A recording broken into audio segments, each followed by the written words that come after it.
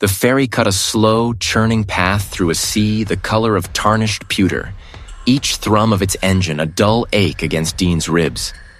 Outside the small, salt-streaked window, the fog hung thick and low, a suffocating shroud that swallowed the horizon whole. It pressed against the glass, a clammy, gray presence, blurring the line between sea and sky until everything bled into a single, featureless expanse. He felt a desperate need to escape the city's concrete maw, to outrun the echoes of a life now irrevocably broken. But this journey felt less like an escape and more like a descent into something equally isolating. The grief he carried, a leaden weight in his chest, had become a permanent fixture, an uninvited companion on this solitary voyage. He watched the distorted reflections of the cabin lights swim in the mist outside, his own face a pale, spectral image superimposed on the swirling gray. His grandfather, a man known only through terse letters and hushed family whispers, had bequeathed him this remote island cottage, a final, unexpected gesture from a life lived in stark solitude.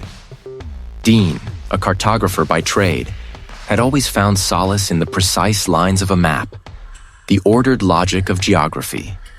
Now he sought a different kind of blank space, a place where the jagged contours of his sorrow might soften, or perhaps simply fade into the vast indifference of the ocean. After what felt like an eternity, the ferry's horn groaned, a deep, mournful bellow that seemed to tear at the fabric of the mist. A shape began to coalesce ahead, a dark, indistinct mass that slowly resolved into a rugged coastline. The island emerged grudgingly, a jagged silhouette against the unrelenting gray, its cliffs rising like ancient, weathered teeth. No welcoming lights, no sign of habitation, just the raw, untamed wildness of rock and wind-whipped scrub. The ferry nudged against a small, barnacle-encrusted dock, its timbers groaning in protest. There was no one to meet him, no sound save for the slap of waves against the pilings and the cry of unseen gulls.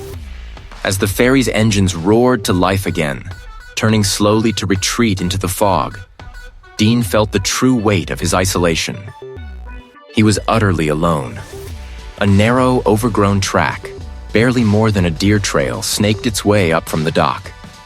It was slick with sea spray and cloaked in a tangle of thorny bushes that plucked at his trousers as he ascended. The air was thick with the brine of the ocean, the metallic tang of damp rock, and something else. A faint, earthy scent, like decaying leaves and wet soil, but with an underlying sharpness, almost mineral. He clutched the strap of his duffel bag, his boots crunching on loose shale. Nothing, just the wind playing tricks. After a grueling climb, the path flattened, opening onto a windswept plateau. And there it was, the lighthouse keeper's cottage. It stood defiant against the elements, a hunched, square-jawed sentinel, its whitewash long since peeled and scarred by salt and grit. The windows, like vacant eyes, stared out at the churning sea, their panes opaque with grime. A rusted weather vane, shaped like a stylized fish, creaked mournfully atop the sagging roof. The cottage door, a heavy slab of warped oak, resisted his shoulder for a moment before groaning inward with a sound like a dying breath. Dust motes danced in the slivers of weak light that penetrated the grimy windows, illuminating a scene of profound neglect. Furniture, draped in ghostly white sheets, loomed like shrouded figures. The floorboards beneath his feet groaned, each step sending a ripple of complaint through the decaying structure. He moved through the small, cramped rooms, pulling back the sheets, revealing scarred wooden tables, a threadbare armchair, shelves lined with forgotten books. In the study, a small, meticulously organized room despite the dust, Dean found a heavy oak desk. Its surface was clear save for a single leather-bound journal and a tarnished brass compass. He ran a hand over the cool leather of the journal, a sense of intrusion mingling with a strange curiosity. This was the man he barely knew. the man who had chosen this desolate existence. He opened the journal. The handwriting was precise, almost calligraphic, but the ink had faded with time. The entries were sparse, mostly observations of weather patterns and shipping traffic. But then, tucked between two pages, he found it. A small, folded piece of parchment, brittle with age. It was a crude, hand-drawn map of the island, annotated with his grandfather's distinctive script. Most of it was illegible, faded to near nothingness. But one marking stood out, circled heavily in what looked like charcoal. A small X near the northern cliffs, labeled simply, "Underground Bunker." A shiver traced its way down Dean's spine. The word itself, bunker, conjured images of concealment, of things hidden away. Why would his reclusive grandfather need an underground bunker on this deserted island? He told himself it was just the house settling, the old wood protesting. But he couldn't shake the feeling that something else had heard the sound too. Something that had been waiting. Dean's gaze lingered on the distant, jagged silhouette of the island, a dark smudge against the overcast sky. The word bunker still echoed in his mind, a discordant note in the quiet hum of the ferry's engine. He had come here for solitude, for the stark, cleansing emptiness of the sea and sky, hoping it might fill the hollow space grief had carved within him. But a bunker? Now, even in death, the old man seemed determined to complicate things. The cottage itself, when he finally reached it after a bone-jarring ride in a borrowed utility vehicle, was exactly as described. Weathered, defiant against the relentless coastal winds, perched on a promontory overlooking a turbulent, steel-gray sea. The air tasted of salt and something else, something mineral and ancient, a scent that seemed to cling to the very stones of the island. He spent the first few days simply existing, unpacking boxes, arranging his cartography tools, and trying to impose some order on the chaos of his new life. He walked the rocky shoreline, observing the ebb and flow of the tides, a familiar comfort to his cartographer's eye. But soon, a subtle dissonance began to emerge. The high tide marks seemed to creep further inland than they should, licking at the base of the cliffs with an unusual eagerness. He dismissed it at first, attributing it to the unique currents of this isolated island, perhaps an unfamiliar lunar cycle. The sea, after all, was a vast, unpredictable thing, and his knowledge, while extensive, wasn't absolute. At first, he heard them only at night, carried on the fierce gusts that rattled the cottage windows. They were indistinct, like the rustling of dry leaves, or the distant cries of gulls, distorted by the wind's fury. He'd lie awake, listening, trying to decipher the elusive sounds. Sometimes, they almost coalesced into something recognizable.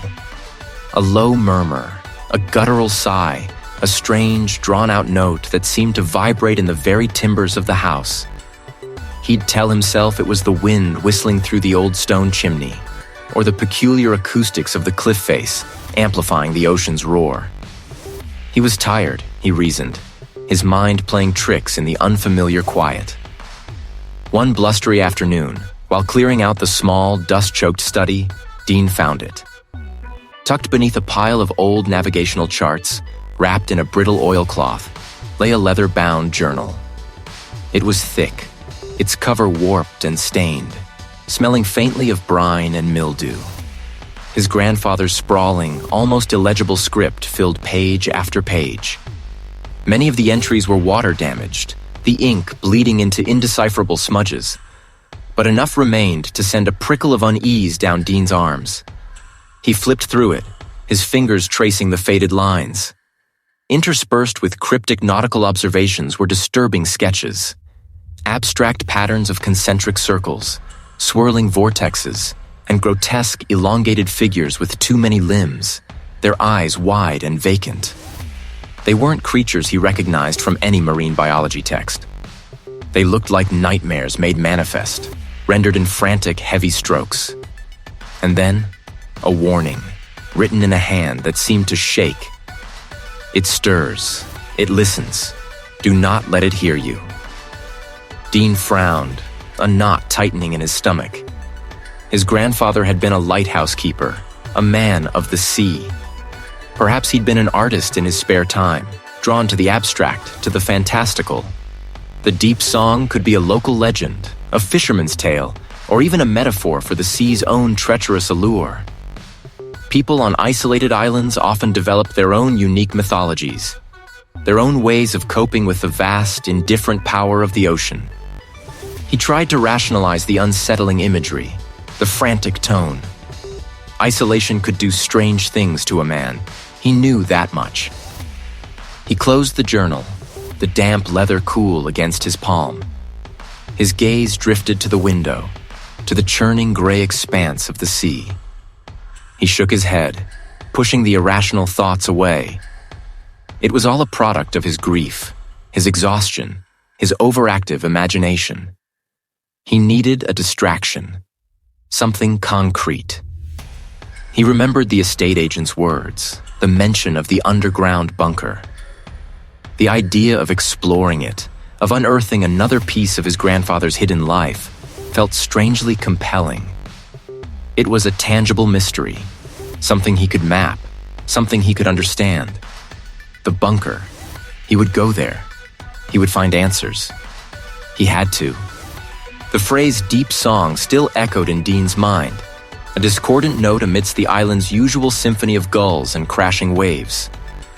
He'd spent the morning sifting through his grandfather's sparse collection of books, most of them maritime histories or navigation guides, but nothing that explained the unsettling doodle in the journal. His initial dismissal of it as a creative flourish had begun to fray, replaced by a persistent, nagging curiosity. He needed context, a narrative thread to tie the abstract sketch to anything real. The island was small, its permanent residents few, mostly old families whose roots ran as deep as the ancient moss on the crags. He knew there wouldn't be a formal archive, no hushed library with a local history section.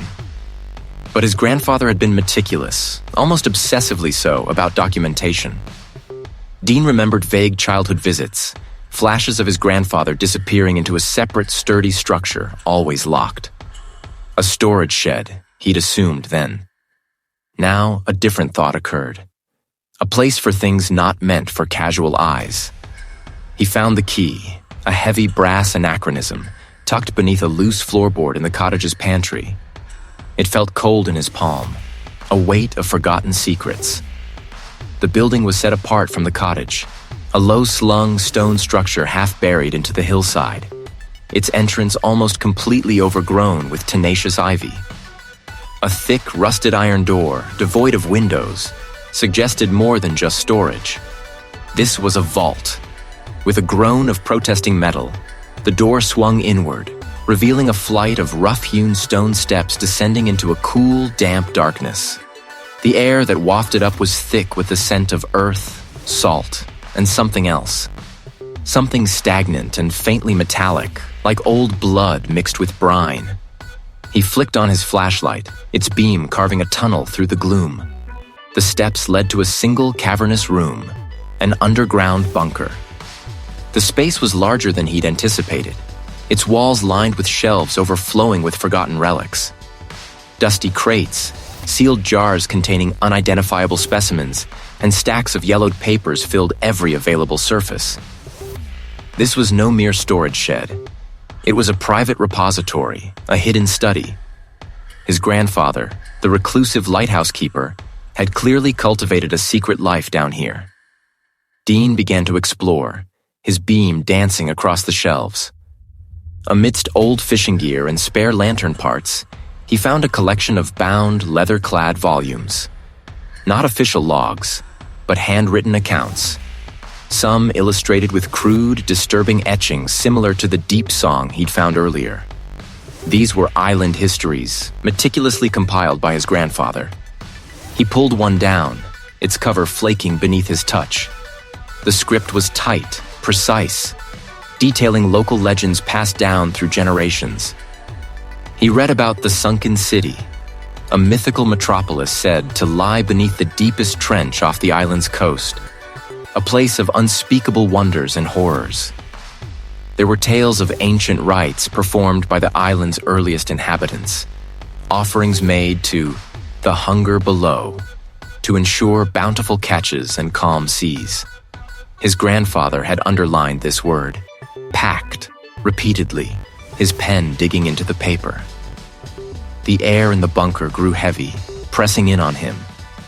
His grandfather's journal, with its cryptic entries, began to coalesce into something horrifyingly coherent.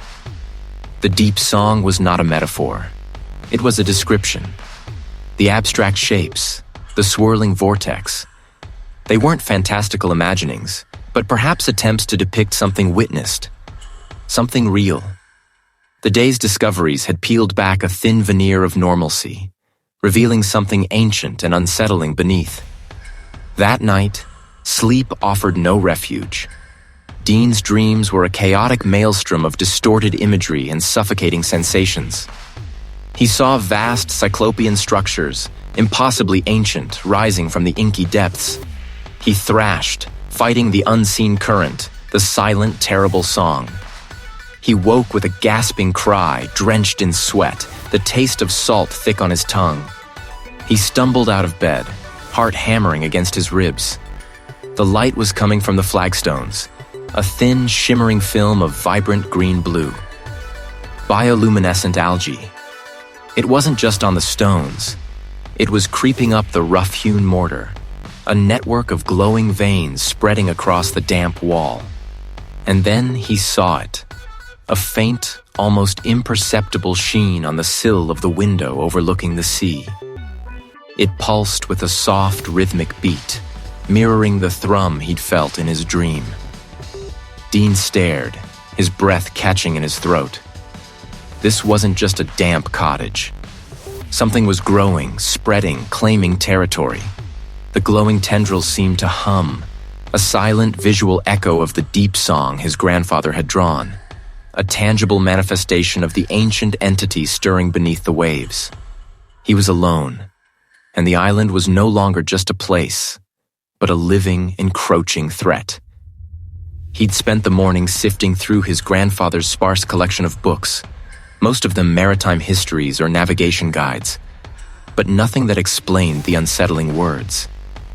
He tried to dismiss it as the residual ringing of the sea wind against the cottage, or perhaps just the lingering stress of his recent loss.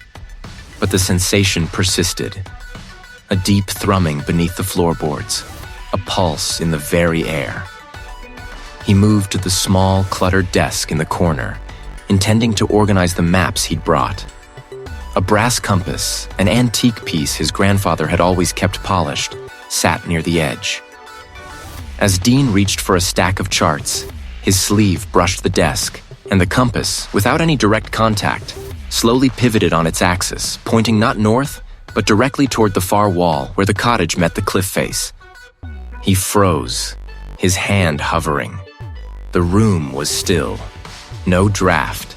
He nudged the compass with a fingertip, setting it spinning, then watched as it settled again, its needle stubbornly aimed at the same point. A chill, damp and saline, prickled his skin. He told himself it was just a faulty mechanism, an old instrument finally giving up its ghost. Yet, a cold knot began to tighten in his gut. It was no longer a vibration, but a distinct, low drone, a sound like a distant gargantuan bell tolling underwater.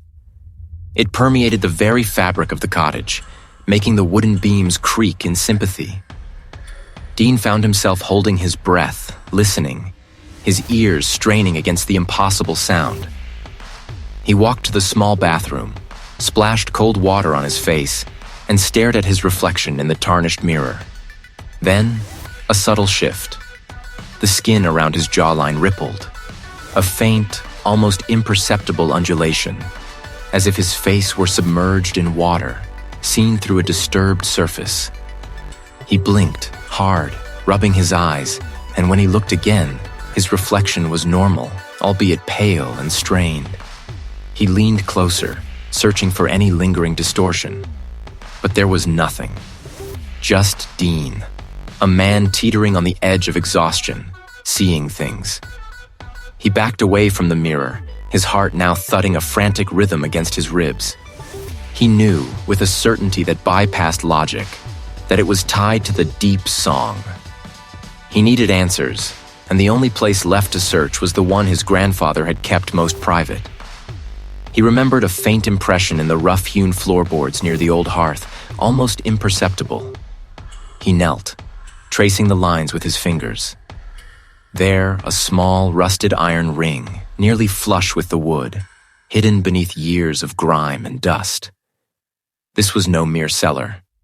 It was an underground bunker, dug deep into the bedrock of the island. The walls were rough-hewn stone, slick with moisture. His lantern beam cut through the gloom, revealing a space that was both cramped and unsettling. Carved into the damp stone walls were crude, intricate symbols Dean had never seen before.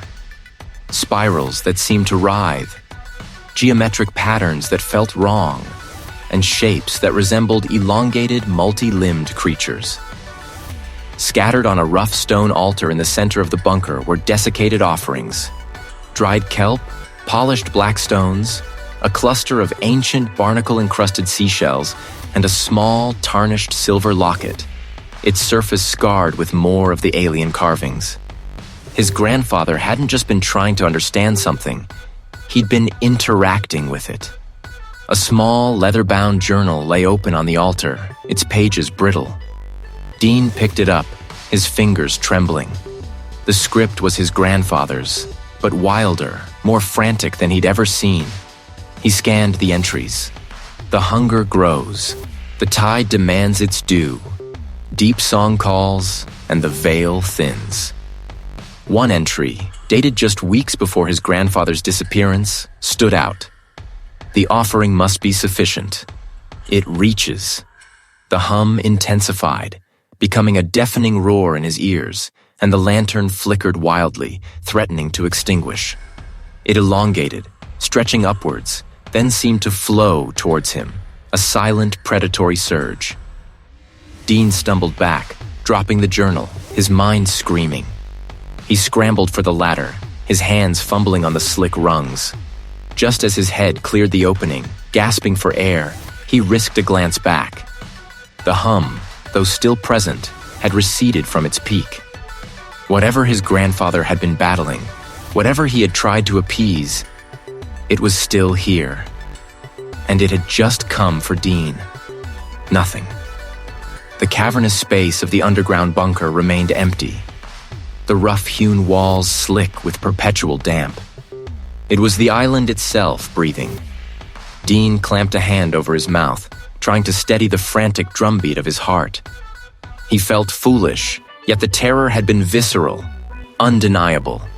He'd seen nothing, touched nothing, but the air around him still felt charged, heavy with an unseen presence. He needed to get out. The answers, he felt certain, were there, buried in his grandfather's cryptic script. With a renewed surge of determination, Dean forced himself to move, his boots splashing through the shallow water pooling on the bunker floor. He retraced his steps, clambering back up the narrow, winding passage, the salt-laced air of the surface a welcome, if still damp, relief. He flipped past the earlier entries, the mundane observations of weather and shipping, to the more recent, more desperate annotations. The hum grows louder. It is not just the sea. It is from the sea. They stir. They remember. Dean frowned, rereading the passage. His grandfather hadn't just been a lonely man documenting his days. He had been a sentinel, a watcher. Dean continued, his eyes scanning the faded ink, piecing together fragments of a horrifying truth. The pact holds barely. The offering must be pure. The deep song is a lure, a promise of peace, but it is a lie. It draws the mind, unravels the spirit. Dean must resist. Pact, offering, ward. His grandfather hadn't merely observed. He had been actively engaged in some form of ritual, a desperate ongoing struggle to keep something dormant. The entries grew more erratic, the pen strokes heavier, sometimes trailing off into illegible scribbles that looked like ancient runes. The song. Dean hear it even when the waves are still. Of depths, of old forms, of forgotten truths. It takes the edges from my thoughts, blurs the lines. Is the light truly steady? Or is it my eyes that waver? Dean felt a prickle of unease. He remembered the low thrum in the bunker, the way it had seemed to burrow into his skull. He'd dismissed it as an echo, a trick of the acoustics. But what if it wasn't? What if it was the deep song his grandfather wrote of? He closed his eyes, listening. The wind howled outside, a mournful cry around the lighthouse lantern room, but beneath it, or perhaps within it, he could almost discern a faint resonant vibration. He opened his eyes, the cottage seeming to shimmer for a fraction of a second. The familiar wooden beams momentarily warping, stretching like taffy before snapping back into place. He blinked, rubbing his temples. Too much reading, too little sleep. The island was getting to him, just as it had gotten to his grandfather. He read on, the entries detailing increasingly complex instructions, not for lighthouse maintenance, but for specific arrangements of shells, stones, and symbols etched into the very fabric of the cottage. His grandfather had been performing a ritual, a daily desperate act of warding. The breach, I saw it. It seeks an anchor. It seeks the heart of the island. The song is stronger now. It shows me things that cannot be. The walls breathe. The floor shifts. Is it real, or is it the lure? Dean's gaze dropped to the floorboards beneath his feet. He knelt, pressing his palm flat against the aged timber. The vibration was faint, but undeniable, a steady, rhythmic pulse. He tapped, listening. There, almost imperceptible against the grain, was a faint line, a barely visible seam running parallel to the wall, unlike the other floorboards. His grandfather, in his meticulous way, had tried to hide it. Dean's hands trembled as he ran his fingers along the seam. It wasn't just a line. It was a subtle, almost invisible gap, expertly cut. He found a small, rusted iron ring, flush with the wood, cleverly disguised. He hooked a finger into it, pulling with all his might. The wood groaned, protesting, before a section of the floorboards, perhaps a yard square, lifted with a soft sigh of displaced air. It was the true heart of the island, a hidden chamber, a crypt beneath the lighthouse. And from its depths, the low, resonant hum, the deep song, was undeniably stronger, more insistent, vibrating not just in his ears, but through the very soles of his feet. Dean pressed his ear closer to the aged timber, the subtle vibration a current beneath his skin. It wasn't the house settling, nor the relentless churn of the sea. This was a distinct, rhythmic throb, slow and deep, like a vast, sluggish heart beating far below. He tapped the floorboards again, a sharp rap that felt trivial against the immense, resonant hum. He moved methodically, searching. The sound seemed strongest near the old, unused pantry, a cramped space tucked away from the main living area. Dust motes danced in the slivers of light filtering through a grimy window pane. There, beneath a loose section of the pantry floor, a faint seam ran along the grain.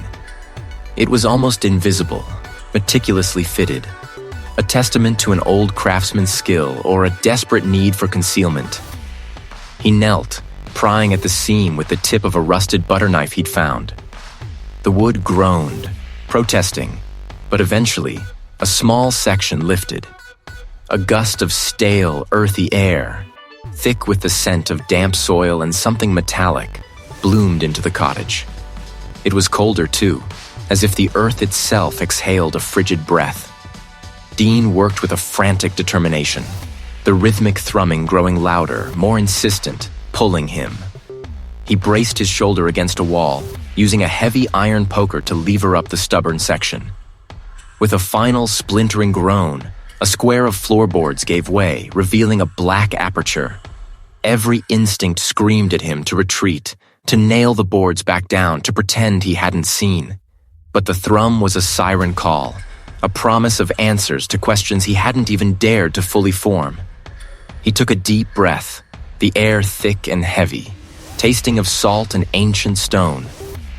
Slowly, carefully, he began his descent. He stood in a narrow, unlined passageway, the walls rough rock, dripping with moisture.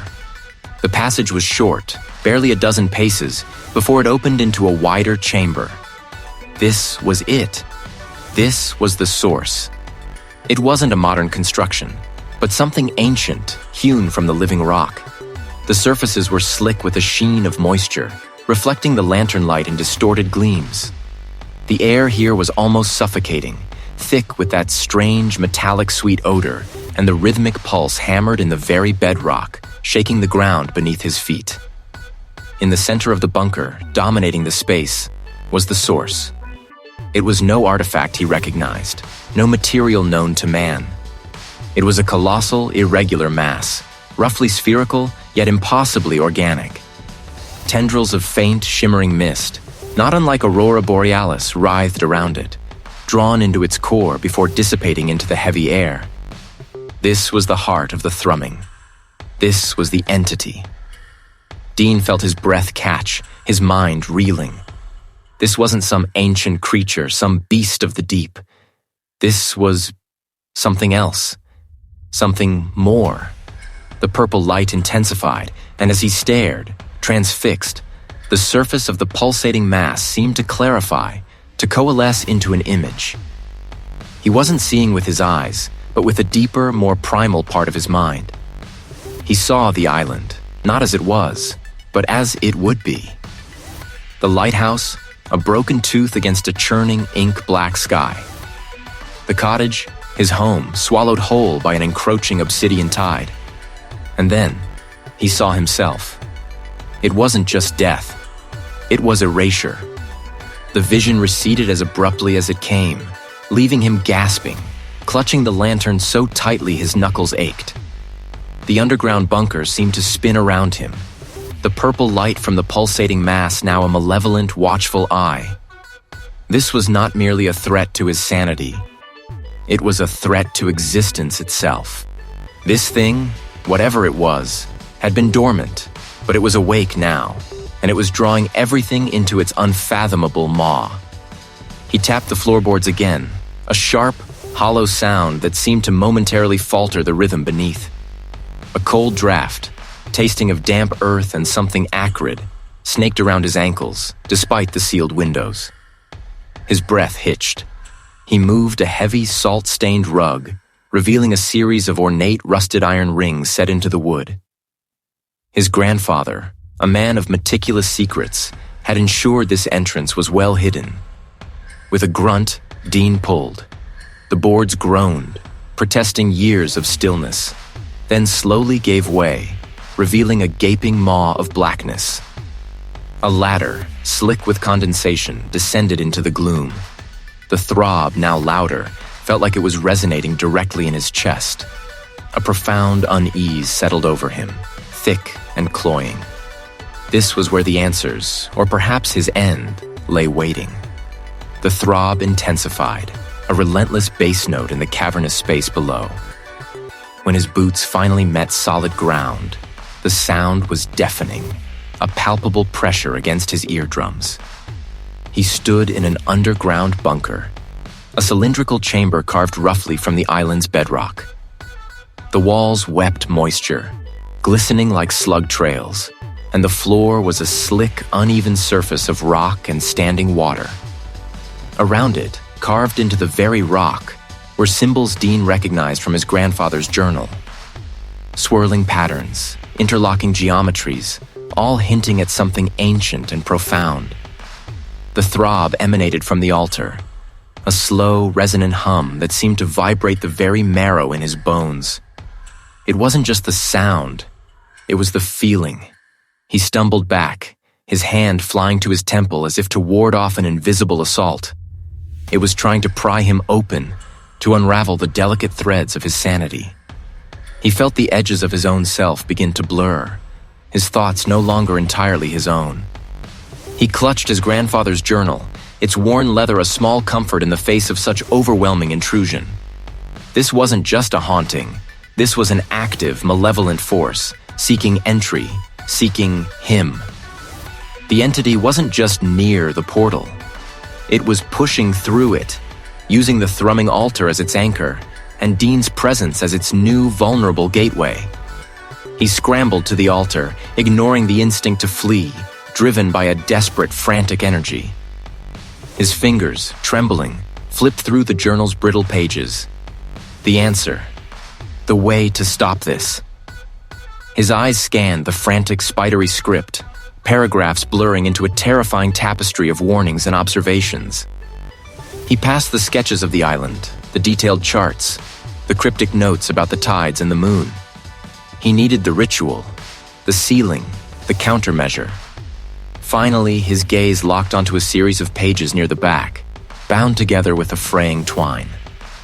The ink was faded, some words smeared as if written in haste or despair. The entry spoke of the great deep, of an ancient pact and a breach. His grandfather had been trying to contain it, not just observe it. Dean's eyes darted across the lines, deciphering the archaic language. To seal the gate, to sever the tether, the true sacrifice must be made, not of blood, nor of chattel, but of that which binds one to the waking world, a severance, a profound letting go. The anchor must be cut, irrevocably, from the shores of self. Dean's breath hitched again, a ragged gasp, a sacrifice, not of life, but of self. What did that mean? His identity? His memories? His very connection to humanity? The entry continued, describing the exact coordinates, the phases of the moon, the specific incantations, but the critical component, the nature of this severance, remained agonizingly vague, hinted at with terrifying implications. It wasn't a ritual of power, but a ritual of surrender, of dismantling. A fresh wave of pressure slammed against his mind, harder this time, accompanied by a soundless shriek that echoed only in his skull. He staggered, dropping the lantern. The thrumming intensified, a thunderous beat now, and the air around the altar began to shimmer, distorting the light. He could feel it, the presence, gathering itself, coalescing. He was trapped. The full horror of his predicament crashed down upon him, crushing all hope. He was alone, in this damp, echoing underground bunker, with an ancient, malevolent force poised to consume him, and a journal offering only a path to self-annihilation. The words from the journal still clawed at Dean's mind. A sacrifice, not of life, but of self. He had read them a dozen times since, each repetition peeling back another layer of his understanding, revealing a deeper, more chilling truth. What did it mean, truly, to offer oneself? His identity? His memories? His very connection to the world, to what made him Dean? The thought was a slow, insidious burn, far worse than any physical pain. He understood now. He had to understand. Outside the cottage, the island itself was screaming. The fog, usually a silent, shifting presence, had become a living shroud, thick and viscous, pressing against the window panes like a suffocating blanket. It pulsed with an unnatural luminescence, a sickly green light that seeped into every corner of the room, making familiar objects seem alien and distorted. It wasn't just a thought, but a physical sensation, a dull ache behind his eyes that threatened to split his head open. He clamped his hands over his ears, but the sounds were inside him, resonating in his bones. He glanced out the window again. The world had begun to unravel. The gnarled trees, usually stout and unyielding against the coastal gales, now writhed as if in agony, their branches twisting into grotesque, skeletal fingers that scraped against the sky. The air was thick with the tang of salt and something else, something fetid and deep, like a wound that had festered for centuries. Dean forced himself to breathe, to focus. His hand trembled as he picked up the journal again, flipping to the final frantic entries. His grandfather's scrawl, usually precise, was now a jagged, desperate script. He reread the instructions, the counter-ritual. It was simple in its components, terrifying in its implications. The sacrifice was not of a life, but of a connection, a severing. And the price was his own mind, his own perception of reality, his very self. A sacrifice of self. There was no other way. This island, this world, deserved to be free. And if he was the only one left to do it, then so be it. His gaze fell upon the crude map his grandfather had sketched, detailing the location of the underground bunker. It was hidden deep within the island's interior, a forgotten remnant of some past conflict, repurposed by his grandfather for this very purpose. Dean moved with a grim purpose. He slipped them into a canvas bag, his movements stiff, deliberate. Stepping out of the cottage was like entering a different dimension. The fog was a solid wall, muffling sound, distorting vision. The ground beneath his boots felt spongy, as if the very earth was softening, yielding to an unseen pressure. The monstrous kelp-like tendrils now lay across the path, glistening and throbbing faintly, forcing him to step over them, a shudder running through him with each brush against his trousers. He could hear distant, unidentifiable sounds, scraping, slithering, a low, resonant thrum that vibrated through the air and into his chest. It was the sound of the deep, calling. His mind, already teetering, fought against the onslaught. Faces, not his own, flickered at the edges of his vision. His grandfather's, accusing, his lost loved ones, sorrowful. He pushed them back, focusing on the path, on the coordinates etched into his memory. The journey to the underground bunker was a harrowing ordeal. The trees grew denser, their branches intertwined into a suffocating canopy, dripping with the viscous, green-tinged moisture. He navigated through a maze of contorted roots and strangely glistening rocks, the compass in his hand spinning erratically, useless against the entity's magnetic pull. Finally, a jagged opening appeared in the side of a rocky outcrop, half hidden by overgrown ferns that seemed to pulsate with the same sickly green light as the fog. The entrance to the underground bunker. He pushed aside the thick, ropey ferns and stepped inside. He fumbled for the lantern he had brought, its beam cutting a weak circle through the gloom, revealing rough-hewn stone walls, slick with moisture. The space was small, claustrophobic, a single chamber with a low ceiling. In the center, a crude stone slab served as an altar, covered in faded, unsettling symbols his grandfather had painstakingly carved. Dean placed his canvas bag on the slab. He looked at the symbols, at the silver compass, the obsidian shard, the vial of ink. He would sever the connection, push it back. But in doing so, he would lose himself. He would be nothing but an empty vessel, a ghost haunting his own skin.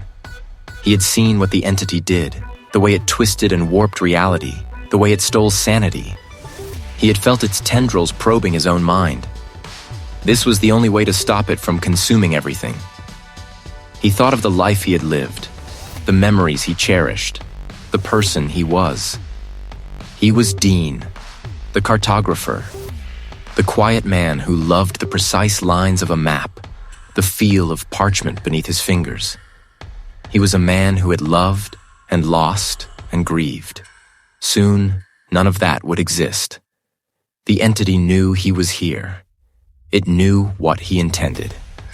And it was fighting back, its psychic scream a silent roar in his mind, threatening to shatter him before he could even begin. But Dean stood firm, his jaw set.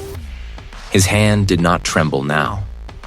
He looked at the altar, at the symbols that promised oblivion, and steeled himself. The sacrifice was coming. What did it mean truly to offer oneself? His identity? He was about to find out. The storm outside had escalated into a furious tempest, mirroring the maelstrom brewing within him.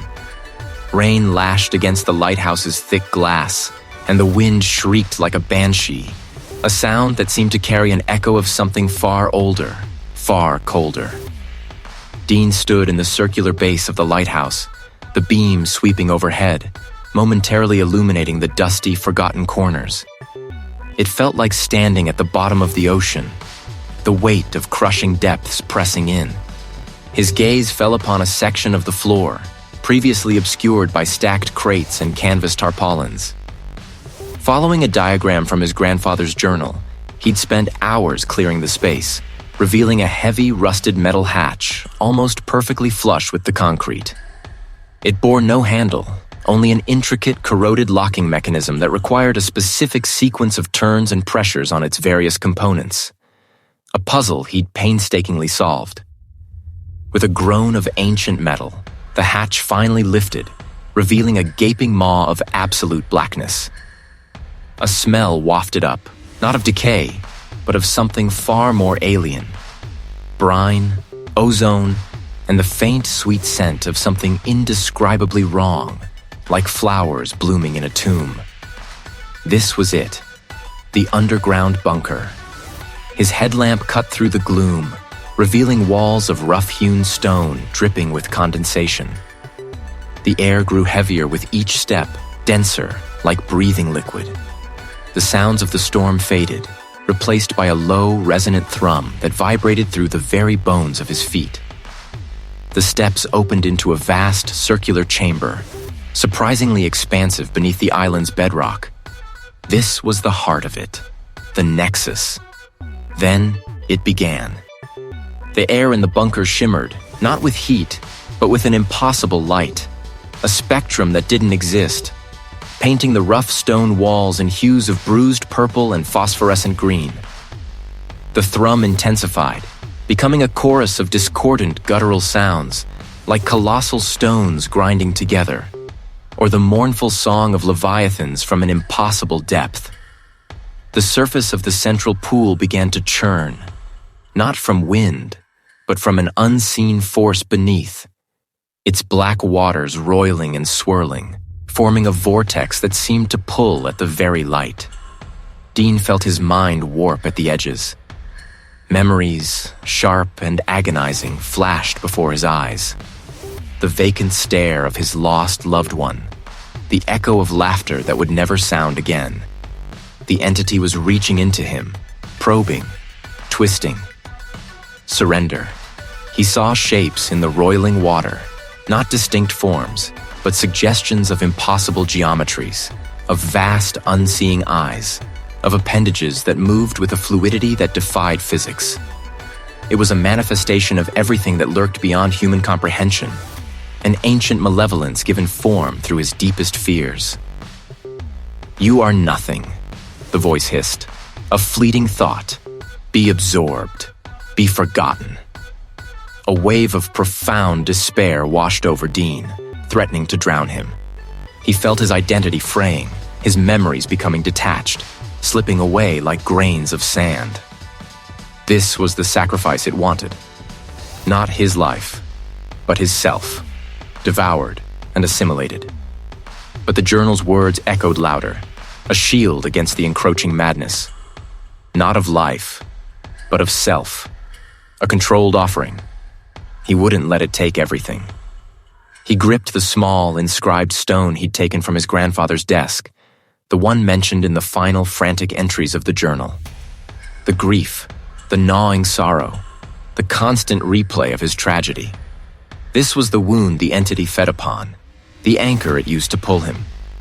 He had to sever it, not by forgetting, but by consciously releasing its hold over him, transforming it from a vulnerability into a shield. He raised the stone, holding it aloft. "I offer this," he declared, his voice gaining strength. "The pain, the unending sorrow, the part of myself that clings to what is lost, that refuses to move on. A part of him, a deeply ingrained facet of his identity forged in tragedy, seemed to detach, to unmoor itself. It was agonizing, like ripping out a piece of his soul, but also liberating. He felt lighter, emptier, yet paradoxically, stronger. The memories of his loss were still there, but the consuming anguish, the raw, open wound, had receded, becoming a scar instead of a bleeding gash. The entity recoiled. The roiling water in the pool thrashed violently, and the impossible lights flickered, struggling against an unseen force. The thrumming sound fractured, becoming a shriek of pure, unadulterated rage and frustration. Dean had denied it its feast, offered a controlled sacrifice that, instead of empowering it, starved it. With a final, desperate roar that vibrated through the very stone of the bunker, the entity began to retract. The strange angular carvings on the walls seemed to recede, losing their menacing glow. Dean stood trembling, utterly drained. The bunker was silent now, save for the faint drip of water and the distant, muffled howl of the storm. He had done it. He had sealed the portal, but at a cost. He was a new man, empty in some ways, but undeniably free. The tearing had stopped. He felt it, a raw, ragged edge where something essential, something forged in the furnace of his sorrow, had been ripped away. Lighter, yes, emptier, undeniably. Yet a core of something hard and cold remained, a diamond of resolve he hadn't known he possessed. It wasn't the clarity of a healed mind, but the stark, unforgiving focus of a mapmaker charting a new, terrifying terrain. The underground bunker air was a thick, cloying blanket of brine and damp earth, punctuated by the metallic tang of ancient, corroding iron. Each breath scraped against the back of his throat. His lantern cast a trembling circle of sickly yellow light across the rough-hewn stone walls, revealing a tapestry of deep, etched glyphs he now understood, not intellectually, but instinctively. They weren't mere symbols. They were conduits, channels, a language older than any human tongue. The deep song, once a maddening cacophony, now resonated within him like a low, persistent thrum, a vibration in his very bones. Dean moved with a strange, deliberate grace, his fingers tracing the cold, slick surface of an altar-like slab at the bunker's center. This wasn't merely a place of shelter. It was the island's heart, its anchor, the place where the pact had been forged and continually renewed. His grandfather hadn't just watched over the light. He had watched over the binding. Dean understood now that the entity fed not just on grief, but on unmoored souls, on the drifting sorrow of those lost to the sea and to themselves. His own recent profound tragedy had made him a perfect, exquisite target. He ran a hand over the slab, feeling the rough texture of the stone, the subtle undulations carved into its surface. He saw the faint reddish stains that weren't rust. His grandfather had maintained the pact through sacrifice, through a communion not of faith, but of blood and will. It was a lineage, a grim inheritance passed down through generations, not to keep the entity out, but to keep it contained. The previous chapters had spoken of an ending, but this wasn't an ending. It was a continuation, a terrifying transformation. The tearing he'd felt was the severing of his old self, the cartographer of dry land and established roots. What remained was something new, a vessel for a purpose he never sought. With a shuddering breath, Dean retrieved the small, tarnished silver knife he'd found hidden beneath the slab, a tool of grim purpose, its edge still keen. He felt the cold metal against his palm, the weight of generations of duty. The entity stirred then, a shift in the deep, a colossal sigh that vibrated through the very bedrock of the island. He closed his eyes, centering himself, recalling the intricate patterns, the lines of force he'd meticulously charted in his mind. He wasn't just drawing maps anymore. He was becoming the map. He pressed the knife to his palm. A sharp sting, then a warmth, crimson and vital, welled up. He didn't flinch. He let the drops fall, tracing the deepest grooves of the glyphs on the slab. As the blood seeped into the ancient stone, the low thrumming intensified, vibrating through the air, through the lantern's glass, making his teeth ache. The air grew heavy, thick with an unseen presence, a vastness that pressed in from all sides, threatening to crush him. He began to speak, not in words, but in a guttural murmur, a primal chant he understood from the glyphs, from the very core of the island's memory. It was the language of the pact, a binding vow. He wasn't asking for the entity to leave. He was offering himself, becoming the new anchor, the new guardian. The pressure receded slowly, like a tide pulling back from a shore. He felt a profound shift, a settling within himself. He stood there, his hand still bleeding onto the slab, the weight of his new existence pressing down on him. He felt the ocean's pull, the entity's presence, not as an external threat, but as an intrinsic part of his being. The world outside the bunker felt distant, unreal. He was trapped, not by physical chains, but by the unbreakable threads of an ancient pact, his sanity irrevocably altered by the knowledge he now carried. The island was no longer just his home. It was his prison, his purpose,